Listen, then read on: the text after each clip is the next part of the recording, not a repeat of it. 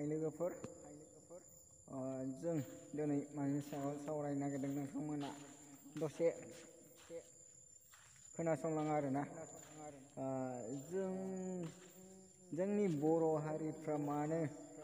गुबुन हारिफोरजों मा थांबाय थाखो खारफालांबाय थाखो मानि थाखाय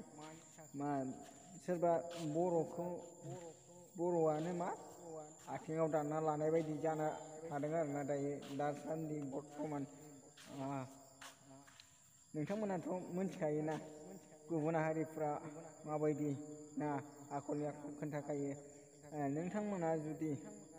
मोनथिखानानैबो जुदि थाङोब्ला सोरनि गोरोन्थि गावनिनो गोरोन्थि जुदि नै जोङो ससियेल मिडियायाव नुगासिनो जेरै गोबां इदिनो मा होनो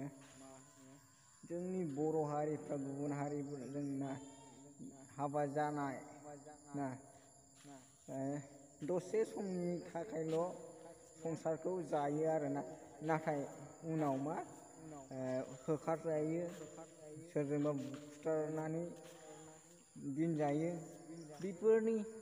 जेबो उदिस गैया नाथाय जायफ्रा मोनथिदों बेखौ बाङाय एलाउड खालामो नाथाय बैफोरबायदि मोनथियैफोरखौ मा खालामगोन जोंनि बर' हारिफ्रा दुखु नांथावना बाथ्रा